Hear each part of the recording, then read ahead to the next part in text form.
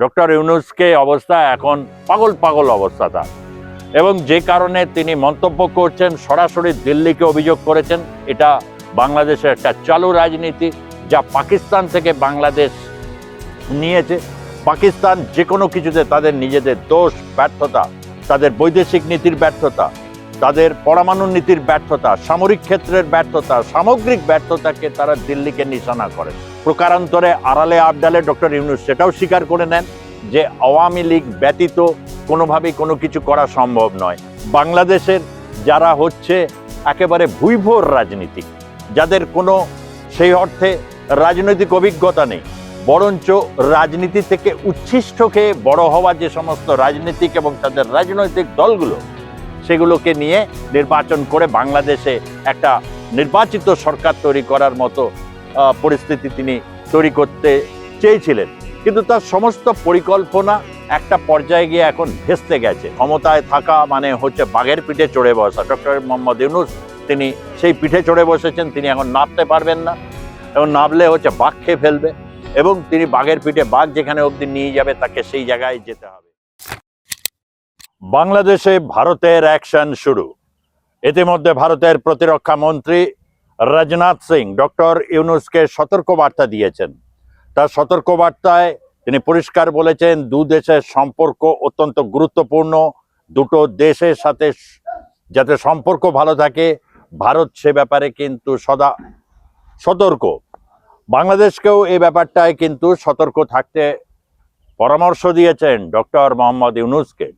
তার কারণ এই মুহূর্তে যে পরিস্থিতি বাংলাদেশে বিভিন্ন জায়গায় ডু অর ডাই সিচুয়েশনসের মধ্যে নেমে গেছে হচ্ছে আওয়ামী লীগ।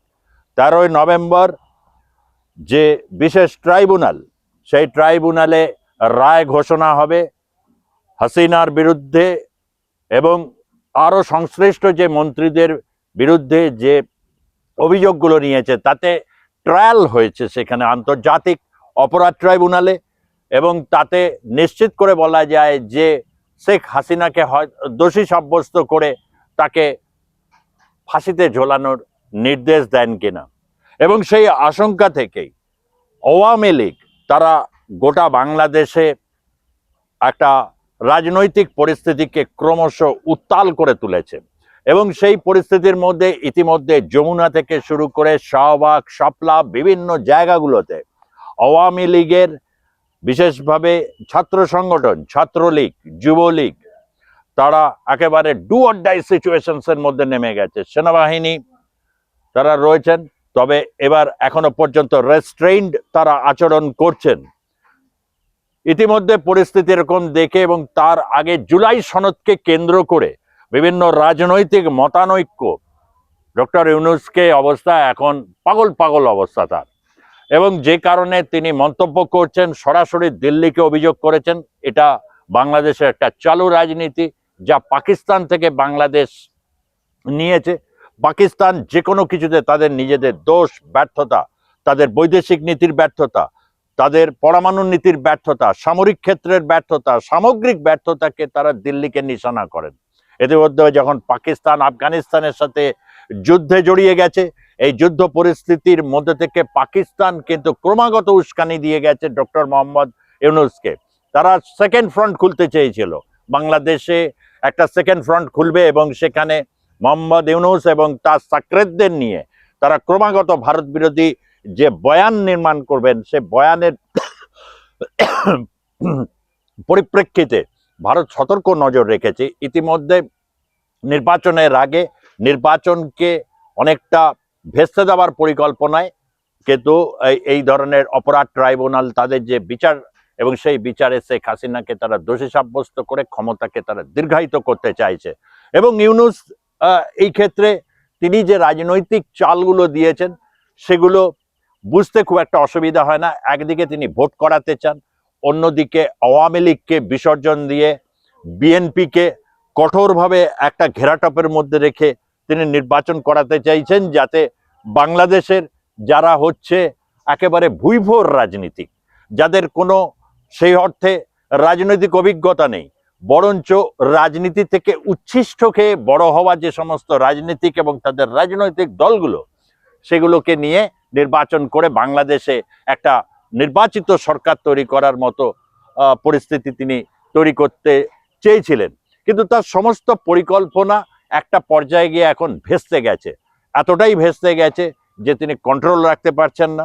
এবং 13ই নভেম্বর এন্টায়ারলি বাংলাদেশে যে লকডাউন ঘোষণা করে দিয়েছে আওয়ামী লীগ, এটা হচ্ছে তাদের কাছে কামব্যাক।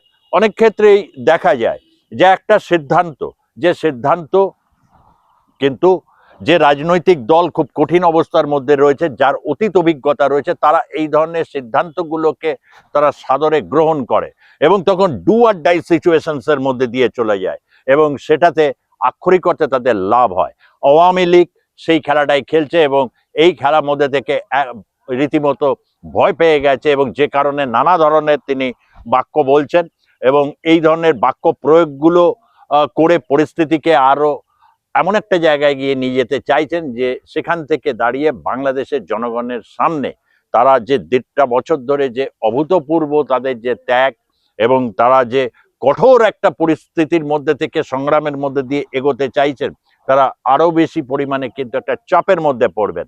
কিন্তু এর থেকে বাংলাদেশ পরিত্রাণ পেয়ে কি বেরিয়ে আসতে পারবে? শেখ হাসিনাকে তার ফাঁসির হুকুমও যদি হয় তাহলে কি তারা দেওয়া সম্ভব?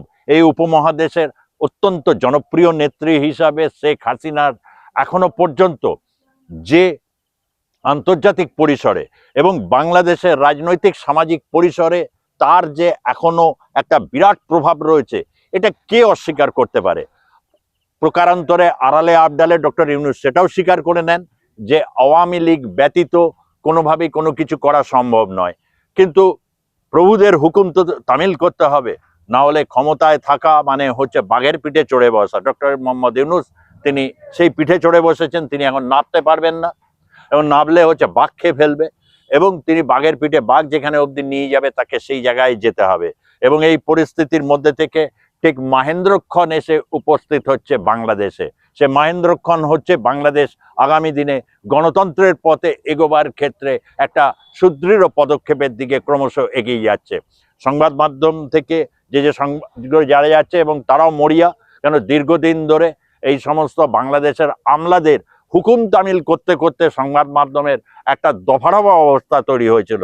সেই দফারফা অবস্থা থেকে বেরিয়ে তারা এই ঘটনাগুলোকে তার যথেষ্ট গুরুত্ব দিচ্ছে এবং যারা ভারতবর্ষে রয়েছেন বিভিন্ন আওয়ামী লীগের যে সমস্ত অনেক নেতা টেতারা বিভিন্ন জায়গায় ছড়িয়ে ছিটিয়ে রয়েছেন, তারা ভার্চুয়াল সম্মেলনের মধ্যে দিয়ে বারবার করে ছাত্রলীগ যুবলীগকে ক্রমশ উদ্বুদ্ধ করে যাচ্ছেন যাতে ডু আর ডাই এই রাজনৈতিক এই লড়াইটাকে তারা সফল করতে পারে এবং 13ই নভেম্বর কমপ্লিট লকডাউনের মধ্যে দিয়ে একটা গোটা বাংলাদেশ শুধু না গোটা বিশ্বের কাছে একটা বার্তা দিতে পারে। দেখা যাক পরিস্থিতি কোন দিকে যায়, পরিস্থিতি যেদিকেই যাক সমস্ত বিষয়ে আপনাদেরকে আমি আপডেট দিতে থাকবো।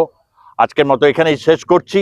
ভালো থাকবেন, সুস্থ থাকবেন এবং দয়া করে চ্যানেলটিকে সাবস্ক্রাইব করবেন, আপনাদের কমেন্ট বক্সে কমেন্ট জানাবেন এবং ভালো লাগলে অবশ্যই একটা লাইক বাটন টিপতে ভুলবেন না।